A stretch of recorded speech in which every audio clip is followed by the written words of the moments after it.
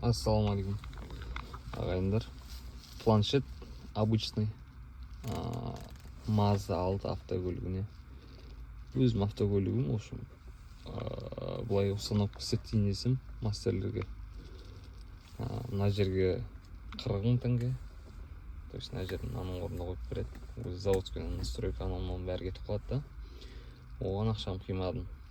Именно бірінші мына заттарды қимадым біріншіден. Одан кейін заводской заттарын ауыстырғым келмеді. Одан кейін ақшасы қымбат болды. Екінші вариант мына жерге қойып береді екен. Кішкентай ғана Android. Мына жерден келетін Android. Ол 110 000 теңге болатын болды. Оған да ақшам қимадым, шынымды айтсам. И бұлай жабылмай қалады. Мен қазір істеген вариантым мынандай.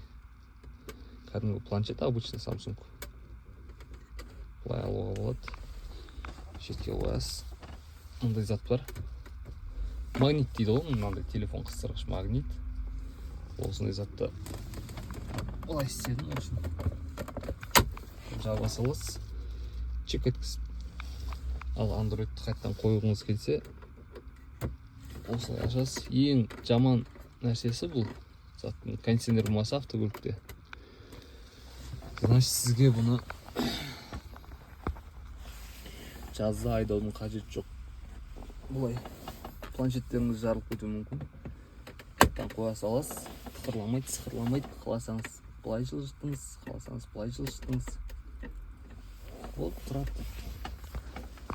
Мен сіздерге қазір артын көрсетсем. Осылай неудобно екен. Давайте мен көрсетейін. Осылай тұрады. Отына жабысады бәрі.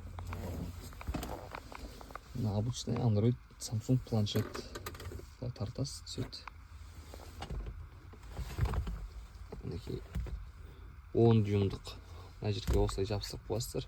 Егер сіздерде Mazda 6 автокөлігі болатын болса, мынандай осылай ашылатын заводской.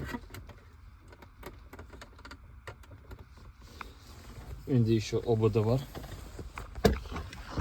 ОБД екеуі қосылады да вообще зор кетеді ғой. Мен қаласаңыздар PUBG ойнасаңыздар болады. Алдыңыз қолдандыңыз керегінше. Үйге кіріп қолданасыз. Менде екінші автокөлігім бар. Ол да Mazda, одан мындай плоский да. Оған да қойып алам.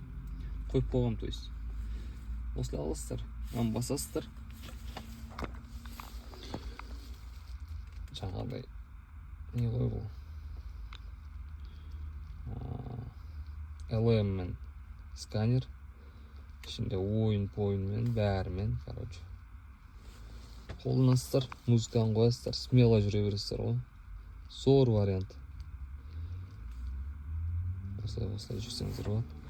И видеоларым қызық болатқан болса, LM сканерлерге платный бар, бесплатный бар. Қандай автокөліктерге бөлек-бөлек видеолар түсіретін болам. Қызық болса, комментарий жазыңыздар. Лайк басыңыздар, дизлайк басыңыздар. Сіздер үшін бәрі.